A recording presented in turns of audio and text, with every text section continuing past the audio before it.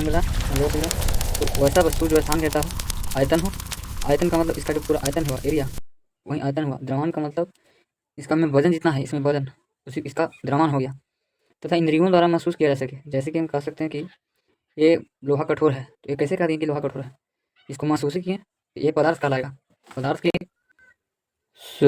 हम लोग आज क्लास 12 केमिस्ट्री की बेसिक पढ़ने जा रहे हैं, जिसका नाम है मैटर।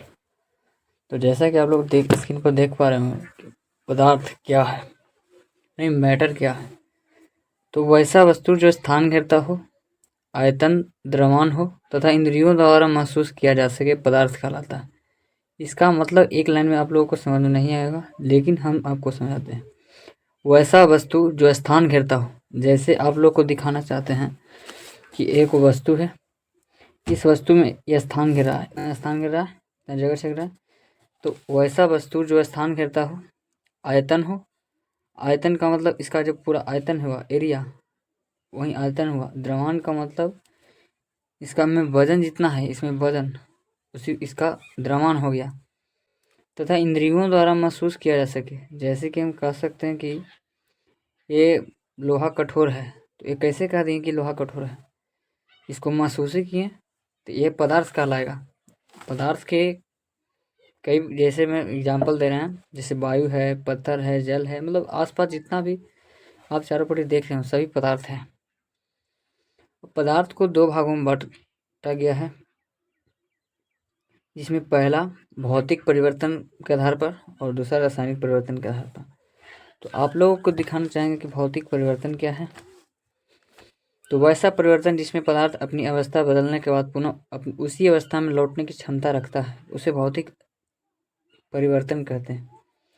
जैसे बल्ब का जलना, अगर बल्ब जल जाएगा तो फिर बुझ भी सकता है, भर भी सकता है, बुझ भी सकता है और भर भी सकता है।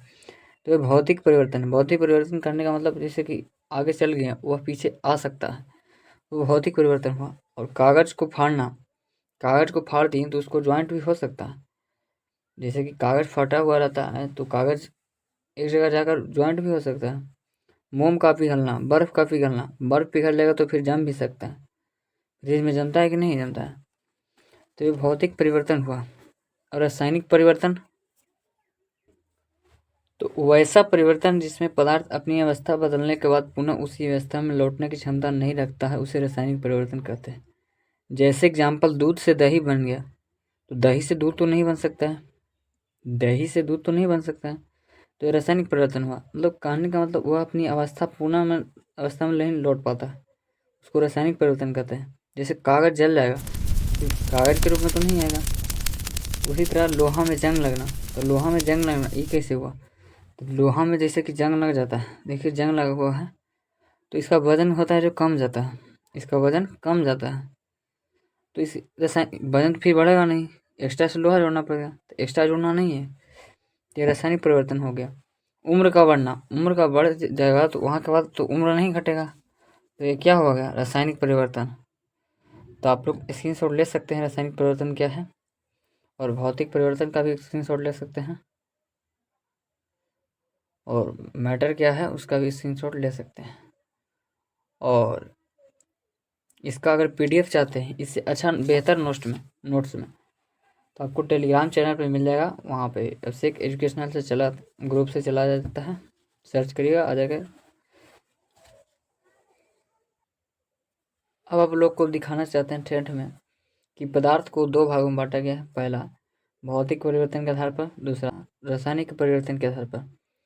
भौतिक परिवर्तन के आधार पर तीन भागों में बांटा गया है, पहला ठोस, जैसा कि आप लोग देख पा रहे हैं कि ठोस है, दूसरा द्रव और तीसरा गैस। ठोस का आयतन निश्चित होता है और आकार भी अनिश्चित होता है, सॉरी मतलब आयतन निश्चित होता है और आकार निश्चित होता है। निश्चित कहने का मतलब इसको मतलब बदलता नहीं है। जैसे कि इस ठोस को हम अगर यहीं से पानी में फेंक देंगे तो इसका आकार तो नहीं बदलेगा, आयतन तो नहीं बदलेगा, सेम रहेगा। तो वहीं ठोस का आयतन आकार नहीं बदलता है, यानी निश्चित होता है। द्रव का आयतन निश्चित होता है लेकिन आकार अनिश्चित होता है। जैसे एक गिलास पानी को हम लोग धरती पर गिरा देंगे तो उसका आकार मतलब बदल जाएगा, या लोटा में रख देंगे तो लोटा के आकार का ले लेगा, लेकिन आयतन उसका निश्चित नहीं रहेगा। और गैस का तो जानबे करते हैं कि आयतन और आकार दोनों अनिश्चित होता है। इसके कण, ठोस के कण आपस में सटे होते हैं, जबकि द्रव के कण फैले होते हैं।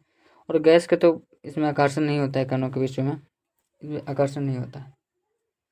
और अब रासायनिक परिवर्तन के आधार पर देखते हैं कि कितने भागों में बांटा गया।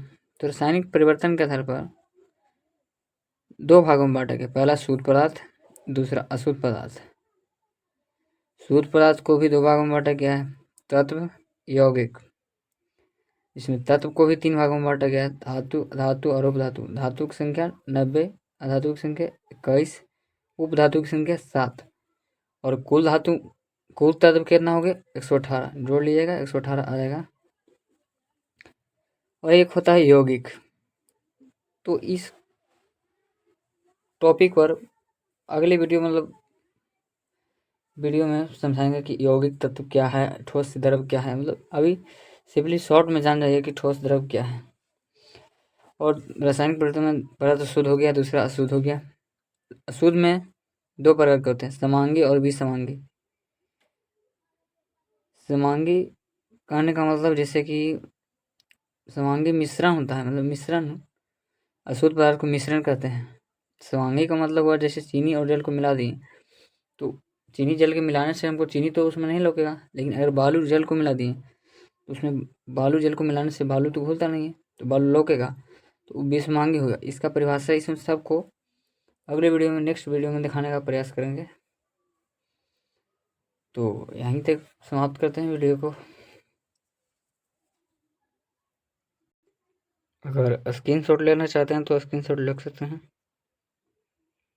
ठीक हो तो वीडियो को लाइक कर दीजिए और चैनल को सब्सक्राइब कर दीजिए।